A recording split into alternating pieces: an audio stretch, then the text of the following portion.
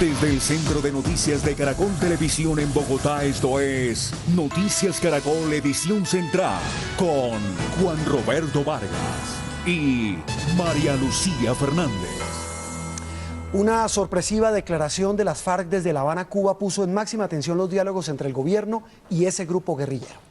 En un comunicado, el grupo negociador anuncia que se reserva el derecho a mantener en su poder a los uniformados que se rindan en combate. Los llaman prisioneros de guerra. Humberto de la Calle, jefe negociador del gobierno, aseguró que secuestro es secuestro y les exigió que digan de una vez por todas si lo que buscan es la paz. Luis Eduardo Maldonado tiene lo último desde la Casa de Nariño. Luis Eduardo. Pues mire, varias cosas. El gobierno nacional le ha dicho en tono enérgico a la guerrilla de las FARC que lo que han hecho con los dos policías, con este secuestro que ya condenó, es poner en peligro el proceso de paz. Y les ha hecho una advertencia. La orden para las fuerzas militares es combatirlas. No van a permitir que sigan alterando el orden en el país. Este es el comunicado de la guerrilla de las FARC y la respuesta enérgica del gobierno nacional.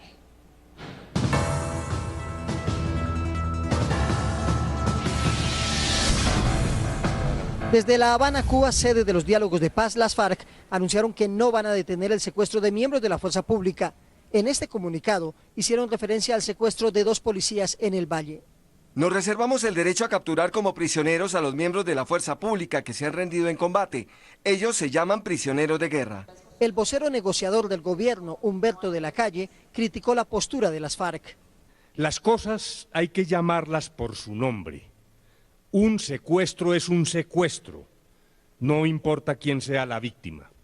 Las FARC tendrán que responder por este hecho como por todos los miles de secuestros que han cometido.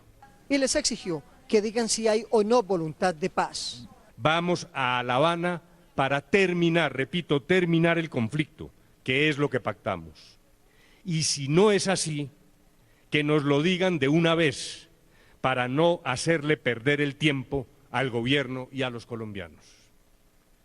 Repito, no nos vamos a dejar desviar de nuestro objetivo, ni nos vamos a dejar presionar para que hagamos un cese de operación. De la Calle, quien anunció que regresa a Cuba con los negociadores, dijo que si las FARC no le ponen la cara a sus víctimas, el proceso no tendrá ninguna posibilidad de avanzar. El anuncio de la guerrilla de las FARC en el sentido de que seguirá secuestrando a uniformados provocó reacciones en distintos sectores del país. Incluso hay algunos que ya le dicen al gobierno nacional que se pare de la mesa de negociación. El analista Héctor Riveros considera que la postura de las FARC afecta los diálogos de paz. El gobierno asumió el riesgo de adelantar un proceso en medio del conflicto y por lo tanto no deberían trasladarse los reclamos de la confrontación a la mesa de conversaciones. El fiscal general y el comandante de la Fuerza Militar se pronunciaron. Creo que es un mal mensaje que envía las FARC en este momento al país, porque en medio de una negociación el país tiene derecho a exigir actos de paz y no de guerra. Simplemente son bandidos que están violando la ley de un Estado y están haciendo actos terroristas. Para José Obdulio Gaviria, lo que está pasando estaba anunciado. Nosotros sabíamos que con las FARC no se podía hablar como si fuese un partido político. El presidente Uribe Santos y particularmente Sergio Jaramillo engañaron a Colombia. También consultamos sobre la expresión utilizada por la FARC en cuanto a que los miembros de la fuerza pública serían prisioneros de guerra. Esto considera Indepaz. Prisioneros de guerra en confrontaciones internacionales. Y en situaciones como la de Colombia son combatientes privados de la libertad. De acuerdo con el derecho internacional humanitario, la expresión prisioneros de guerra se aplica para conflictos internacionales, es decir, entre estados y no para conflictos internos. A pesar del enérgico pronunciamiento del gobierno contra la guerrilla de las FARC por el secuestro de los 2 policías, esta tarde regresaron a Cuba los negociadores en cabeza de Humberto de la Calle Lombana. La tarea, concretar la paz, pero el gobierno aclara que esta paz no se puede firmar a cualquier costo. En la Casa de Nariño, Luis Eduardo Maldonado, Noticias Caracol. Luis Eduardo, esta primera crisis entre el gobierno y las FARC en medio del proceso de negociación se originó por el secuestro de 2 policías en el Valle del Cauca. Noticias Caracol estuvo en los municipios donde nacieron los agentes y habló con sus amigos. Anserma, en el occidente de Caldas, es el pueblo natal del patrullero de la policía Víctor Alfonso González. Esta es la casa donde vivió hasta hace 5 años y donde sus vecinos lo recuerdan con tristeza por el secuestro que está afrontando. Lamentamos profundamente y le exigimos a las FARC que le respeten la vida. Desde muy niños compartimos por acá, jugando con la hermana. En su niñez, Víctor asistía a la iglesia de Nuestra Señora del Carmen, donde prestó sus servicios. El padre que había en ese entonces lo acogió como monaguillo. Antes de ingresar a la policía, el joven trabajó en el canal local de televisión como camarógrafo. Laboró durante 18 meses, de allí su padre lo motivó para que se presentara a la Policía Nacional. Conocidos y feligreses de la iglesia de Nuestra Señora del Carmen aquí en Enserma están en cadena de oración pidiendo por el pronto regreso de Víctor González. En el Líbano, Tolima, sus habitantes viven también un sentimiento de dolor, porque allí nació Cristian Camilo Yate, el otro patrullero de la policía secuestrado por las FARC. Sus familiares y amigos preparan una marcha para exigir su pronta liberación. Los adictos a las drogas sintéticas podrían portar hasta 3 cápsulas. Así lo establece un proyecto del gobierno que busca reglamentar el consumo de estas sustancias. El procurador Alejandro Ordóñez se opuso a la iniciativa y anunció medidas. Marcela Ulloa, ¿qué alternativa propone el procurador? Juan Roberto, muy buenas noches. El procurador ha advertido que si el gobierno continúa con su idea de llevar este proyecto al Congreso de la República, impulsará un referendo para preguntarle a los colombianos si estarían dispuestos a despenalizar la droga, específicamente en sustancias como el éxtasis. El éxtasis y los derivados de la anfetamina son considerados como drogas sintéticas. Poseen efectos estimulantes que pueden generar el mismo efecto de la marihuana o la cocaína. Es una modalidad reciente, no data de más de 10 años, que se han venido conociendo los primeros casos en Colombia. Varios de sus componentes eran usados hace 10 años para controlar la gripa y bajar de peso, pero su venta fue restringida por los efectos que causan la salud, según lo explica el toxicólogo Camilo Uribe. Hacen una serie de efectos sobre el cerebro, tal vez los más graves son pequeños infartos a nivel del cerebelo que a mediano y largo plazo van a tener problemas graves de vértigo y de movimiento, y lo mismo pequeños infartos y lesiones en el músculo del corazón. Y son estas, las drogas sintéticas, las que serán reglamentadas por el gobierno, en un proyecto que será presentado al Congreso por la ministra de Justicia. No corresponde a despenalizar, no corresponde a que un delito que existe vaya a dejar de existir. Es que hoy no existe un delito por consumo de éxtasis. El nuevo estatuto propone que se podrán portar hasta 200 miligramos o 3 pastillas de derivados de las anfetaminas. El procurador Alejandro Ordóñez se opone rotundamente a la iniciativa. Que si el gobierno insiste en él, yo iniciaré las gestiones necesarias para lograr la convocatoria de un referéndum para consultar a la sociedad si están de acuerdo en la legalización o en la despenalización de la droga. La propuesta por ahora está siendo socializada y se espera que en marzo sea radicada en el Congreso. Noticias Caracol visitó un centro de rehabilitación de drogadictos y encontró que hay bastante preocupación. Temen los especialistas que se disparen los índices de consumo, esto teniendo en cuenta que esta sustancia es mucho más adictiva. El eje cafetero es donde más se consume.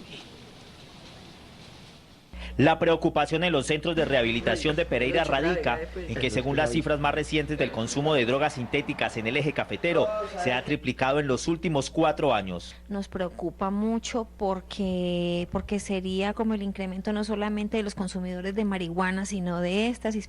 Según las últimas estadísticas en instituciones que buscan la rehabilitación, se ha pasado de tener cerca de 50 jóvenes durante un año que buscan rehabilitación del éxtasis a cerca de 180, muchos de ellos adultos.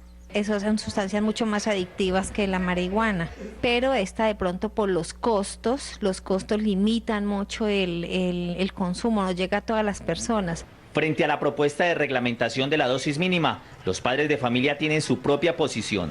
No, eso es algo muy malo. Imagine cómo estamos en el país, cómo estamos, y entre más días más para atrás y venir que van a autorizar eso. Yo misma lo estoy viendo por mi niño, pero yo no estoy de acuerdo con eso. En Pereira se reunirán en las próximas semanas varias fundaciones para sacar planes de contingencia de llegar a ser una realidad esta propuesta. Un juez de Medellín envió a la cárcel a una niñera sindicada de la muerte de una bebé hace una semana. En vivo desde Medellín, Juan Pablo López, ¿cuál fue la causa de la muerte de la menor, Juan Pablo? Malo, buenas noches. La captura de la mujer de 35 años se presentó en el municipio de Montebello, en el suroeste de Antioquia, donde la mujer se había trasladado hace algunos días. De ahí fue llevada al búnker de la Fiscalía de Medellín. Pues hoy en la mañana, en el piso 17 del Palacio de Justicia de Medellín, se realizaron las audiencias de legalización de captura, de imputación de cargo y de medida de aseguramiento. Los hechos, ustedes recuerdan, se presentaron el pasado 18 de enero, cuando la mujer argumentó que se trataba de un accidente, cuando la niña cayó de la cama, llegó sin signos vitales hasta un centro asistencial. Sin embargo, el dictamen de medicina legal señaló que la muerte de la niña se produjo por unos fuertes y severos golpes en el abdomen. Durante la audiencia, el juez 32 penal de Medellín consideró que la Fiscalía presentó suficientes pruebas para deducir que esta mujer es la presunta responsable de la muerte de María Ángel Correa, la niña de 18 meses que perdió la vida el pasado 18 de enero. Es probable, autora del delito de homicidio agravado que le imputó la Fiscalía General de la Nación. Después de imputar el delito de homicidio agravado, el juez consideró que la mujer representa un peligro para la sociedad, por lo que la envió a la cárcel. Decreta la detención preventiva del establecimiento carcelario. La captura de Hilda María Agudelo se derivó del dictamen de medicina legal que asegura que la pequeña de 18 meses murió producto de severos golpes en el abdomen, tal como lo confirmaron sus familiares en la audiencia. Desde el principio, por los golpes que presentaba la niña, teníamos como esa sospecha de que no había sido un accidente. El día de la muerte de la bebé, la mujer había explicado que la niña se había caído. El único golpe que ella tenía fue el de acá del labio, que fue donde ella le reventó acá en la cumbambita, y el morado que ella tenía acá de la caída, que se pegó ahí de la cama. La acusada tendrá que enfrentar cargos ante la justicia por homicidio agravado. La policía conformó un grupo especial de investigadores para capturar a los 3 delincuentes que asesinaron a un comerciante en el sur de Bogotá. Los uniformados aseguran que ya tienen identificados a los homicidas. César Chaparro, ¿ya hay pistas de los delincuentes? Juan Roberto, buenas noches. Sí hay pistas y son muy importantes según la policía porque llegarían en los próximos días al escondite de los 3 delincuentes que asesinaron a ese comerciante en la localidad de Kennedy, ubicado en el sur de la capital del país. Estos videos son utilizados por los investigadores para ubicar a los delincuentes que asesinaron a un comerciante en el sur de Bogotá el pasado fin de semana, según el coronel Camilo Cabana, subcomandante de la policía en la capital. Con esos videos que salieron, que Caracol los difundió con retratos hablados, porque lo que queremos es que esos hechos no queden en la impunidad. Vamos a perseguir esta banda dedicada al hurto y obviamente que genera un homicidio en este hecho. La familia dice que la policía los ha dejado solos. ¿Usted qué le responde a esa familia? No, pienso que están desinformados. Mire, nosotros trabajamos, obviamente en la ciudad capital se presentan homicidios durante el día, pero rápidamente nosotros acudimos al sitio. Primero con el Plan Nacional de Vigilancia Comunitaria por cuadrantes que llegan al lugar y segundo con la Policía Judicial, que es la que se encarga de la inspección del lugar. El oficial hizo un llamado a los ciudadanos para que denuncien el paradero de los autores del asesinato.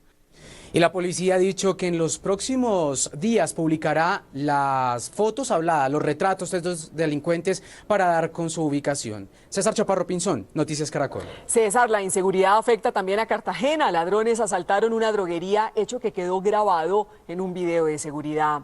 Esta grabación muestra la llegada de 2 delincuentes en una motocicleta y luego el ingreso de uno de ellos al negocio. Allí amenaza a un trabajador con un arma de fuego y lo obliga a entregar el dinero depositado en una caja registradora. Malú, el asaltante sale posteriormente y huye en la motocicleta que lo esperaba. La policía dijo que espera la denuncia de los dueños del negocio para identificar y capturar a los responsables. Empeñado en preservar una especie desahuciada, un artista plástico bogotano dedica su tiempo libre a sembrar palmas de sasaima. Ese es el nombre de una variedad que solo existe en Colombia. Esta es la gente que le pone el alma y hace la diferencia en Caracol y Bancolombia más cerca. A media hora de Bogotá quedan estas montañas que pertenecen a San Francisco, Cundinamarca. En estas tierras vive Camilo Campos. Hoy, la gran obsesión de este artista plástico es proteger esta espigada planta, la palma de cera de sasaima. Descubierta hace pocos años, esta especie es llamada científicamente Ceroxylum sasaime. Según Camilo, los amplios pastizales son los responsables para que acá no existan más palmas de este tipo.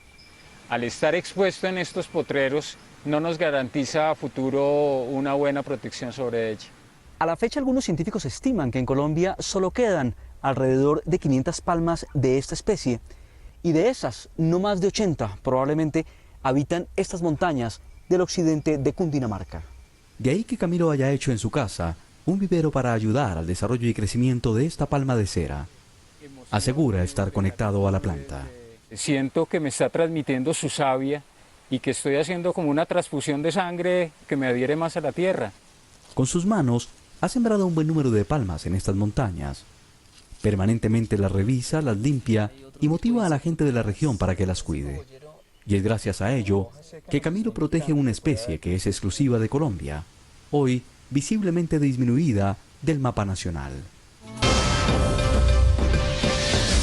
3 ingenieros que trabajaban como contratistas de una empresa petrolera fueron secuestrados hoy en Piamonte, en el sur del Cauca. El general Alejandro Navas, el comandante de las fuerzas militares, confirmó el hecho. Estamos investigando, están los comandantes allá regionales detrás de ese hecho y todavía no tenemos resultados. Muy bien, y con esta información terminamos. Gracias a nuestros televidentes en Colombia y en todos los países que reciben nuestra señal a través de Caracol Internacional. Señor, y lo que no vio, véalo en www.noticiascaracol.com.